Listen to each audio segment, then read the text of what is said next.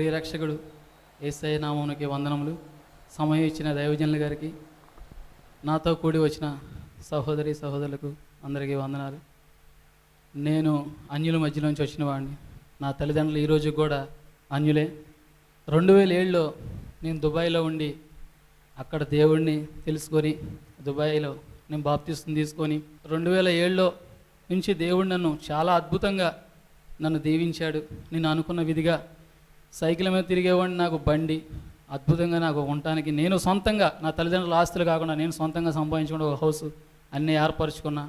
2009లో దుబాయ్లో ఆర్థిక మాంద్యం రావడం నేను వచ్చేసాను దుబాయ్ నుంచి. నా తల్లిదండ్రులు కూడా నేను దేవుడిని నమ్ముకోవడం, నన్ను వెటకారంగా చూడడం, నన్ను పక్కకి నెట్టేసినట్టుగా చూడడం చేశారు. అక్కడి నుంచి నేను ఏం చేయాలో తెలియక నా ఫ్రెండ్స్ ద్వారాగా బ్రాందీ షాపులు సిండికేట్లో ఉన్నాను. అలా చేస్తూ లాస్ట్ ఇయర్ వరకు కూడా నేను బ్రాందీ షాపులు చేశాను. మొన్నటి వరకు కూడా, మొన్న ఫిబ్రవరి వరకు. అయితే ఎందుకనో నాకు చాలామంది చెప్తున్నారు, నువ్వు దేవుడిని నమ్ముకున్నావు కదా, నువ్వు వైన్ షాపులు చేయడం ఏంటి, చేయకూడదు అన్నారు. తప్పదు, దేవుని ఏర్పాటు మరి ఏంటో నాకైతే తెలియదు అనుకున్నా. అయితే ఒక రోజు టీవీ పెట్టాను. లాస్ట్ మంత్ 13 రెండో శుక్రవారం టీవీ పెడితే అయ్యగారు వాక్యం వస్తుంది. అది ఏంటంటే, నువ్వు అన్యుల్లోంచి వచ్చినవాడు, అన్యుల ఇంట్లో నువ్వు గ్లాస్ మంచినీళ్ళు అయినా తాగకూడదు, ఆ ఫంక్షన్లకి వాటికి నువ్వు అటెండ్ కాకూడదు, అక్కడికి వెళ్తే నువ్వు అయితే మరణము పొందుతావు, లేకుంటే నీ ఇంట్లో శోధనలు ఇదవుతాయి. అన్నీ వాక్యం ఎంతసేపు నాలో వచ్చా, నాకు చాలా దుఃఖం వచ్చేస్తుంది. ఇవన్నీ నాకు తెలియదు, అన్యుల్లోంచి వచ్చానో నాకు తెలియక అంతకుముందే నేను 2 రోజుల క్రితం మా బావమరిది కూతురు మెచ్యూర్ ఫంక్షన్కి వెళ్ళి మొత్తం అన్నీ నేను అక్కడ ఉండి చూసుకొని అన్నీ చేశాను. చాలా ఇదిగా ఉండి వచ్చాను. అయ్యగారు వాక్యం అనగా నాకు ఎందుకనో ప్రేరేపణ కలిగి అప్పటికప్పుడు టైం చూశాను. కింద స్క్రోలింగ్లో వస్తుంది ఇక్కడ శుక్రవారం ఆరాధన అని.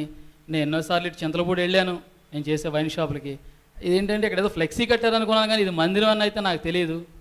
అలాగా చూసి నేను గబగబా టైం చూసారు 11 అయిపోయింది. అయ్యో వాక్యం స్టార్ట్ అయిపోతే 10 గంటలకు ఎప్పుడు అన్నారని గబగబా వచ్చాను. ఆ రోజు ఇక్కడ కూర్చున్నా. తెలియని దుఃఖంతో నేను ప్రార్థించాను, చాలా వేదంతో ఇదయ్యాను. అయితే ఆ రోజు దైవ సేవకులు పరిశుద్ధాత్మ ద్వారాగా మాట్లాడారు. ఒక సహోదరుడు ఇక్కడికి వచ్చాడు. ఆ సహోదరుడు పైకి అయితే నవ్వుతూనే ఉంటున్నాడు, లోపల చాలా బాధతో ఉన్నాడు, అప్పుల బాధతో ఉన్నాడు, చనిపోదాం అనుకుంటున్నాడు అని ఆ పరిశుద్ధాత్మ దేవుడు సహాయపడుతున్నాడని చెప్పారు.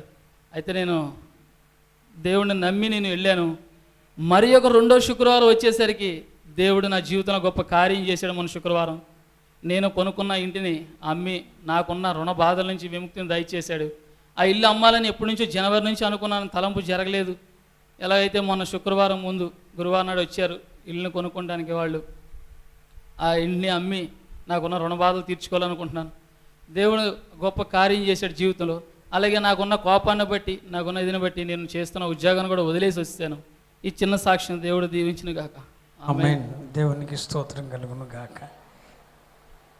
సహోదరు బాబు, మీ పేరు? సహోదరుడు యెషయా మాదేపల్లి నుండి మన మధ్యకు వచ్చారు. మన మినిస్ట్రీ ద్వారా జరుగుతున్న సేవ ద్వారా, మినిస్ట్రీ బైబిల్ బెయేర్షెబా టీవీ ద్వారా ఎలాంటి పరిచర్య జరుగుతుందో మీరు ఆలోచించండి. హల్లెలూయా. మారు మనసు పొంది యేసు ప్రభువుని అంగీకరించి లోకంలో కలిసిపోయాడు. ఆఖరికి వైన్ షాపులో పనిచేసేంత దౌర్భాగ్య స్థితికి దిగజారిన తర్వాత ఆధ్యాత్మిక జీవితాన్ని అంతా కోల్పోయారు. మరలా ఒక్క బెయేర్షెబా టీవీ ఛానల్ ద్వారా వాక్యమిని తప్పు తెలుసుకొని మరలా ఆత్మలో ముందడుగు వేయటానికి ప్రభువు ఆ కుటుంబానికి కృప చూపాడు. అన్నిటికంటే గొప్ప విషయం ఏంటంటే, ఒక ఆత్మ పరివర్తన చెందటమే గొప్ప కార్యం, అద్భుత కార్యం.